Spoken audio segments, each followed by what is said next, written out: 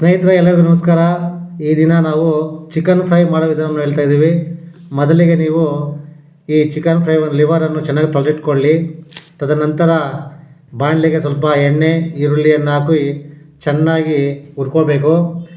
ನಾವು ಹುರ್ಕೊಳ್ಳೋವಾಗ ಸ್ಲಿಮ್ಮಾಗಿ ಇಟ್ಕೊಂಡು ಚೆನ್ನಾಗಿ ಕೆಂಪಗೆ ಆಗುವವರೆಗೂ ನಾವು ಇದನ್ನು ಹದವಾಗಿ ಹುರ್ಕೊಂಡು ನಂತರ ಅದಕ್ಕೆ ಶುಂಠಿ ಬೆಳ್ಳುಳ್ಳಿ ಪೇಸ್ಟನ್ನು ಸೇರಿಸ್ಕೊಂಡ ನಂತರ ಅದನ್ನು ಚೆನ್ನಾಗಿ ಎರಡು ಮಿಕ್ಸ್ ಮಾಡಿ ಚೆನ್ನಾಗಿ ಹುರ್ಕೋಬೇಕು.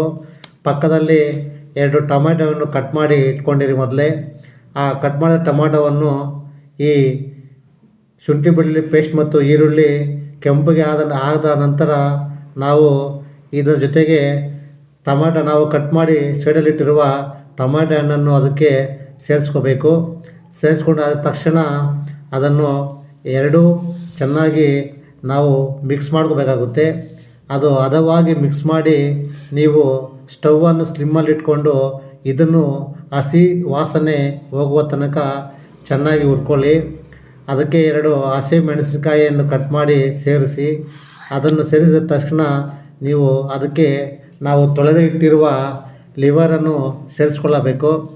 ಆ ಲಿವರ್ ಸೇರಿಸಿದ ಮೇಲೆ ನಾವು ಅದನ್ನು ಚೆನ್ನಾಗಿ ಮಿಕ್ಸ್ ಮಾಡ್ಕೋಬೇಕು.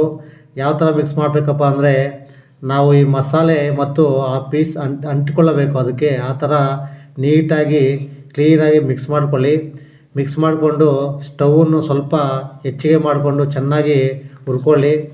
ಅದಾದ ನಂತರ ರುಚಿಗೆ ತಕ್ಕಂತೆ ಉಪ್ಪನ್ನು ಸೇರಿಸ್ಕೊಳ್ಳಿ ಮತ್ತು ಅರಿಶಿಣ ಅದರ ಜೊತೆಗೆ ಸೇರಿಸ್ಕೊಂಡು, ಅದಾದ ನಂತರ ನೀವು ಕೊರಿಯಾಂಡರ್ ಪೌಡರ್ ಅಂದರೆ ಧನಿಯಾ ಪುಡಿ ಅದಕ್ಕೆ ಎಷ್ಟು ಬೇಕೋ ಅಷ್ಟು ತಕ್ಕಂತೆ ಸೇರಿಸ್ಕೊಳ್ಬೇಕು.